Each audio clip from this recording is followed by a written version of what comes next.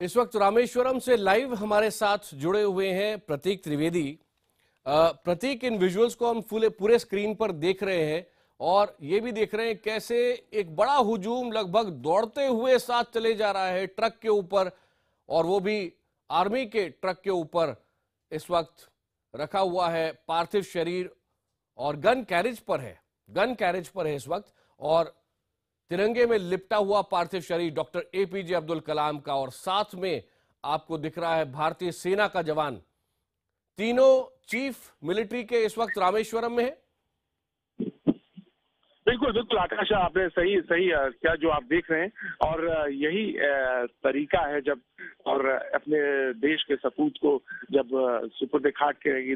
तमाम लोग उस अंतिम दृश्य को कैद करना चाहते हैं। कोई कैमरे के साथ, कोई उस कैमरा नहीं भी है, मोबाइल नहीं भी है, तो उसको छू लेना चाहता है, उस ट्रक को देख लेना चाहता है।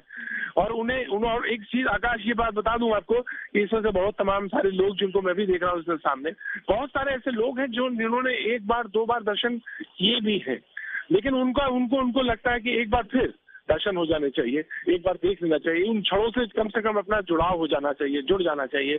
क्योंकि कलाम साहब की जो शख्सियत है वो ऐसी ही है, और वो लोगों को लगता है कि वो आम हमारे बीच में से निकल के वो शख्स वहां पे सूरज की तरह चमका है, तो कम से कम उसकी जो रोशनी है, जो कि इनको लगता है कि तमाम सालों तक, जनरेशन तक, जिसका जिक्र मैं पहले भी कर रहा था, उनको समाज को, सोसाइटी को, वो तमाम सारे तबके के लोगों को वो जोड़े रहेगी और चमकाती रहेगी, तो उसी से वो जुड़ना चाहते हैं। और यही उतावलापन, यही जो ईगरनेस है, वो आपको आकाश दिख रही है।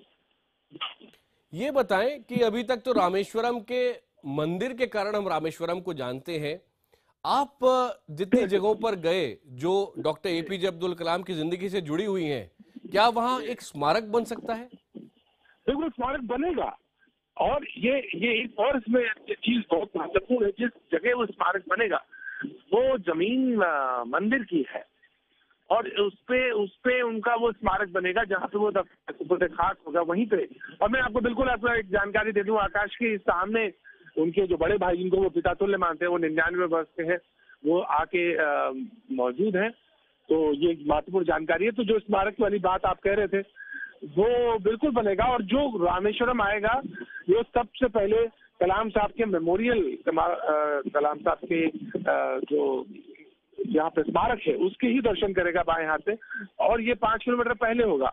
और जो भव्यता और जो दिव्यता, दोनों शब्द इस्तेमाल करना चाहूंगा, भव्यता भी है और दिव्यता भी है उनके व्यक्तित्व में, क्योंकि वो अध्यात्म से भी उतनी तरह सरलता से जुड़ जाते हैं। चाहे अध्यात्म से मतलब एक कोई हो, तो वो उसी से उतनी सरलता से जुड़ जाते हैं, और भव्यता तो उनका व्यक्तित्व सरल होकर इतना भव्य है, तो व्यक्ति इसीलिए उनमें आकर्षण महसूस करता है, आकर्षित भी होता है।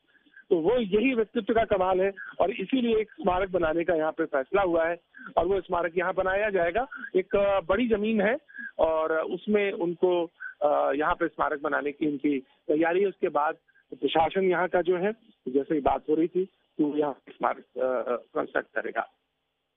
आकाश, ये बताएं, इस वक्त आप जो स्क्रीन पर भी देख रहे होंगे विजुअल, छोटा सा हालांकि ब्रेक मुझे यहाँ लेना है, लेकिन ये क्या कमाल का विजुअल है।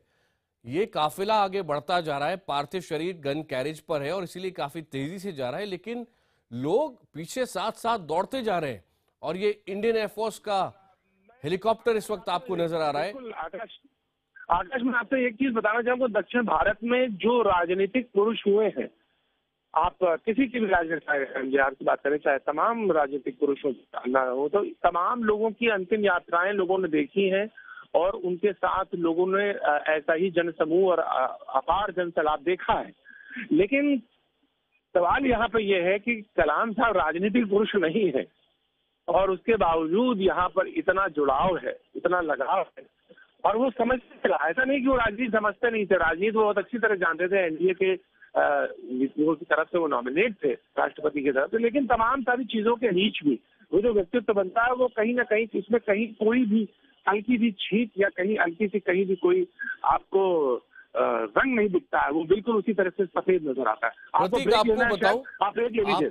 आप जो बहुत सारी खूबसूरत बातें बता रहे हैं, इस वक्त मैं स्क्रीन देख रहा हूं, एक तरफ हेलीकॉप्टर है जहां एक एक करके लोग आते जा रहे हैं। जी।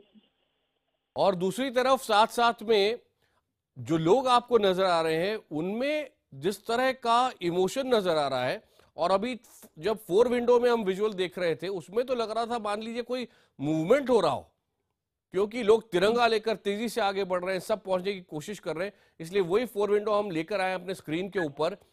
जी लोग जी। तिरंगा लेकर आगे बढ़ते जा रहे हैं और दूसरी तरफ एकदम कॉन्ट्रास्टिंग विजुअल है कि आर्मी, नेवी और एयरफोर्स के जो जवान हैं वो वहां पहुंचे हुए हैं, सीनियर ऑफिसर्स वहां पहुंचे हुए हैं। तो एक तरफ मिलिट्री ऑनर है और साथ ही साथ में लोगों का जबरदस्त प्यार, जबरदस्त इमोशन जो है वो स्क्रीन तक तो नजर आ रहा है सम्मान दूर है। से। जी हाँ जी, बिल्कुल सही है आकाश, आप बिल्कुल सही कर रहे हैं। मुझे तो लग रहा था शायद आप ब्रेक लेने वाले हैं, लेकिन वो मैं नहीं ले रहे बता दूं क्योंकि आपने। क्योंकि जल्दी जी। प्रधानमंत्री यहाँ पहुंचने वाले हैं। जी जी। हाँ बिल्कुल बिल्कुल बिल्कुल, और ये बहुत महत्वपूर्ण क्षण भी है। और मैं आकाश, आपकी जो आपने जो प्रश्न जो आपने कहा कि नेवी, आर्मी और एयरफोर्स के जो जवान आपको दिख रहे हैं, वो ये उन्होंने अर्जित किया है।